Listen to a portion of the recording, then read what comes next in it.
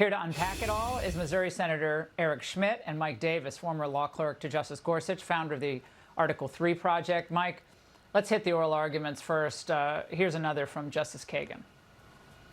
Let's just assume you're dead wrong. How do we get to that result?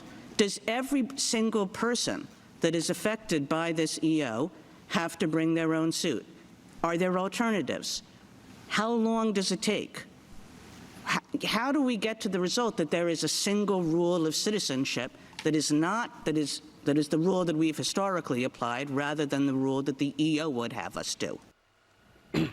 Mike, your reaction to that? She says, how do you ever get to the result there?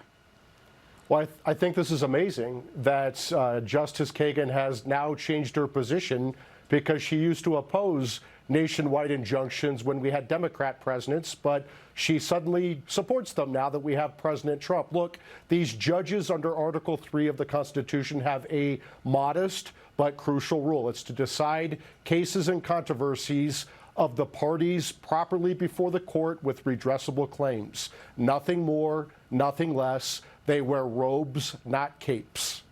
A lot of things that were discussed today, Senator Schmitt. One of them was, and I don't want to get too wonky, but the certification of the class. It was a snap certification. They didn't go through the process of really properly certifying it, in my view. Mike, you probably agree with me, under the rules.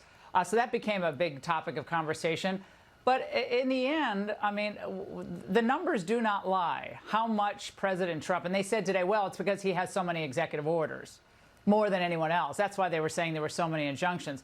But at some point, this becomes a total abuse of Article 3 powers, does it not? And what is Congress going to do about it?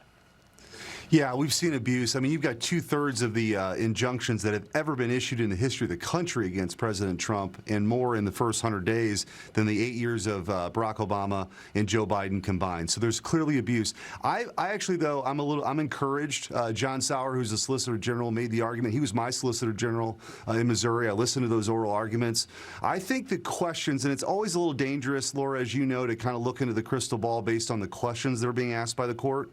But Justice Barrett and Chief Justice Roberts were both asking questions about what is the better remedy. And I think what they'll land on, this is just my guess, is that they're going to land on the better way to do this is to actually certify a class and have that class action maybe make its way to the Supreme Court, as opposed to this sort of one district judge issuing a permanent injunction for the whole country, and then the court may or may not ever see it again. So I'm hopeful, actually, that there'll be at least five justices that curtail, if not completely eliminate, the abuse. But to your question, Congress should step in. Chairman Grassley on the Judiciary Committee's got legislation. I also think we need to make sure that these cases are actually randomly assigned. We've seen abuse with Boasberg. And even when I was AG in Missouri, the 8th Circuit, which is relatively conservative, there's only one Democrat-appointed 8th Circuit appellate judge, and somehow that judge ended up on these 3-judge panels all the time. So I think there needs to be some accountability there, too. Ain't that convenient?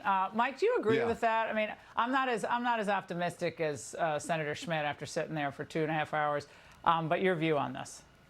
I want to agree with Senator Schmitt, but I think I'm more in your camp. Look, I would say this to these Supreme Court justices: the American people elected President Trump to cut waste, fraud, and abuse, to secure our border, to deport these illegal aliens, particularly Tren de Aragua. And if you're going to have these judges sabotage that, the court's going to lose its legitimacy. I'm telling you, one of the better lines was from Alito, that these district court judges, some of them consider their courtrooms their kingdoms. Okay. And he said, but I'm not impugning anyone's integrity. I mean, there was some fun aside. Senator and Mike, thank you very much.